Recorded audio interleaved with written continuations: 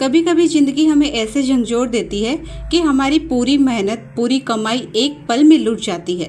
लेकिन जब इंसान टूट जाता है तब श्याम बाबा टूटे हुए दिल को जोड़कर हमें दोबारा जीना सिखाते हैं। आज की कहानी इसका जीवंत प्रमाण है। जय श्री श्याम दोस्तों, स्वागत है आप सबका आपके अपने चैनल भक्ति की शक्ति पर। यहाँ हम आपके लिए लेकर आते हैं श्याम बाबा के चमत्कार की वो सच्ची कहानियाँ जो हर भक्त के दिल को छू जाए।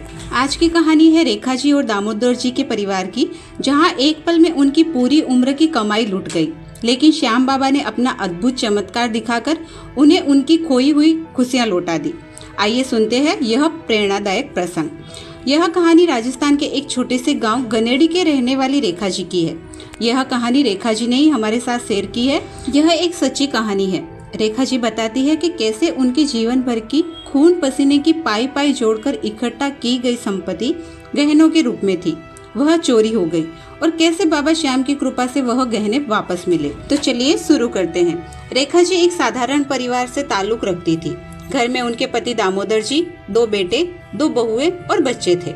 जिम्मेदारियां बड़ी थी, लेकिन सपनों को पूरा करने के लिए दामोदर जी ने दुबई जाकर काम करने का फैसला किया। दुबई की गर्मी, वहां का कठिन परिश्रम, नींद रहित रातें और कई कई घंटे काम करके उन्होंने एक एक पैसा इकट्ठा किया था और वह पैसों से उन्होंने बेटों की शादी के लिए दोनों बहुओं के लिए गहने बनवाए थे और बेटों की शादी के बाद यह गहने उन्होंने बहुओं को दे दिए थे। पूरे गांव में उन्होंने ही अपनी बहुओं को इतने सारे गहने दिए थे। हर एक बहू को लगभग 25 तोला जितने गहने दिए थे, मतलब दोनों के मिलाकर 50 तोला जितने गहने हो गए थे। और आज की तारीख में उनकी कीमत लगभग 50 लाख रुपए से भी ज़्यादा होती है। रेखा जी कहते हैं कि ये गहने सिर्फ आभूषण नहीं थे, बल्कि उनके बच्चों के भविष्य की सुरक्षा थे। घर में यह गहने जैसे सम्मान और मेहनत का प्रतीक थे। कुछ साल बाद परिवार में खुशी का माहौल बना। दोनों बहुएं अपने मायके में शादी समारोह में शामिल होने गई। उन्होंने अपने मायके की शादी में सजने संवरने के लिए ये गहने अपने साथ ले लिए। शादी का माहौल बहुत हंसी खुशी वाला था, लेकिन किस्मत ने जैसे छिपकर वार किया हो। शादी के बाद जब दोनों बहुएं बस से अपने ससुराल लौट रही थी, तो रास्ते में किसी शातिर चोर ने उनके बैग में चाकू से चीरा लगाकर सारे गहने निकाल लिए। घर पहुंचकर जब उन्होंने बैग खोला तो उनके पैरों तले जमीन खिसक गई। सारे गहने गायब थे। जब यह बात घर में पहुंची तो रेखा जी और दामोदर जी के होश उड़ गए। रेखा जी को जब पता चला कि उनकी जिंदगी भर की कमाई और मेहनत लुट गई है, तो वे वहीं बेहोश होकर गिर पड़ी। किसी तरह उन्हें होश में लाया गया। पूरा घर आंसुओं से भर गया था। कोई खाना नहीं खा रहा था, किसी को नींद उड़ गई थी।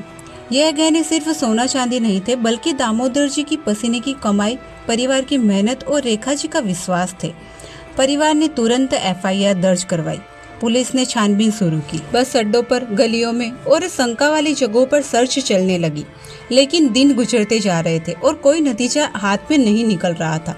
हर बीतते दिन के साथ परिवार का दुख और गहरा होता जा रहा था। रेखा जी श्याम बाबा की बहुत बड़ी भक्त थी। उनका विश्वास था कि अगर बाबा को सच्चे मन से पुकारा जाए तो कभी किसी भक्त को खाली हाथ नहीं लौटाते। उन्होंने एक रात आंसुओं में डूबकर बाबा से कहा, हे श्याम बाबा, ये गहने मेरे लिए सिर्फ आभूषण नहीं, बल्कि मेरी पूरी जिंदगी की मेहनत है। अगर मैंने कभी किसी का बुरा नहीं किया तो मेरी नारियल की अर्जी स्वीकार कर लीजिए। मैं वादा करती हूँ कि अगर ये गहने वापस मिल गए तो मैं पूरे परिवार के साथ खाटू धाम आकर आपको ये नारियल अर्पित कर दूंगी। यह प्रार्थना उन्होंने खास तौर पर 11 के दिन की थी, जिसे श्याम बाबा का प्रिय दिन माना जाता है। प्रार्थना के कुछ ही दिनों बाद पुलिस की छानबीन में एक चोरों का गिरोह पकड़ा गया। जब उनकी तलाशी ली गई तो उनमें से वही गहने मिले जो रेखा जी की बहुओं के बैग से चोरी हुए थे। पुलिस ने तुरंत रेखा जी और दामोदर जी को थाने बुलाया। उनसे गहनों की पहचान करने को कहा। जैसे ही रेखा जी और उनके पति ने गहनों को देखा, उनकी आंखों से आंसू बह निकले।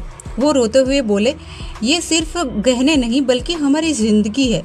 श्याम बाबा की कृपा के बिना यह संभव नहीं हो सकता था। गहनों की वापसी के बाद पूरा घर जैसे जी उठा हो। जहाँ कुछ दिन पहले हर चेहरा उदासी से भरा था, वहाँ अब हंसी खुशी लौट आई थी। घर में मिठाइयाँ बांटी गई। बच्चों ने खिलखिलाकर खेलना शुरू कर दिया। रेखा जी बार बार यही कहती, मेरे बाबा ने मेरी अर्जी स्वीकार कर ली। ये उनका ही चमत्कार है। कुछ ही समय बाद पूरा परिवार खाटू धाम पहुंचा। वहां उन्होंने बाबा के दरबार में नारियल चढ़ाया और धन्यवाद दिया। रेखा जी बाबा के चरणों में गिरकर रो पड़ी और बोली, हे बाबा, आपने मेरी लाज रख ली। जब सब तरफ अंधेरा था तब आपने ही मेरी जिंदगी में रोशनी लौटाई। उस दिन से रेखा जी और उनके परिवार का विश्वास और भी गहरा हो गया। अब वो हर सुख दुख में बाबा का नाम लेकर ही कदम बढ़ाते हैं। दोस्तों, यह सच्ची घटना हमें यही सिखाती है कि चाहे जिंदगी कितनी भी कठिन क्यों ना हो, श्याम बाबा अपने भक्तों की पुकार जरूर सुनते हैं। रेखा जी ने जिस विश्वास से अर्जी लगाई थी, बाबा ने उसी विश्वास के साथ वो अर्जी को स्वीकार किया था। अगर आपको भी कभी लगता है कि सब कुछ खो गया है, तो एक बार पूरे दिल से श्याम बाबा को पुकारिए। याद रखिए, हारे का सहारा सिर्फ खाटू श्याम हमारा। अगर आपको यह कहानी अच्छी लगी हो तो इसे लाइक करें, अपने दोस्तों के साथ शेयर करें और आपके अपने चैनल भक्ति की शक्ति चैनल को सब्सक्राइब जरूर से करें। कमेंट बॉक्स में जय श्री श्याम का नारा जरूर से लगाएं और आप ये कहानी कहाँ से सुन रहे हैं वो हमें शहर का नाम जरूर बताएं। हम फिर मिलेंगे श्याम बाबा के एक और अद्भुत चमत्कार के साथ। तब तक के लिए जय श्री श्याम, हारे के सहारे की जय हो।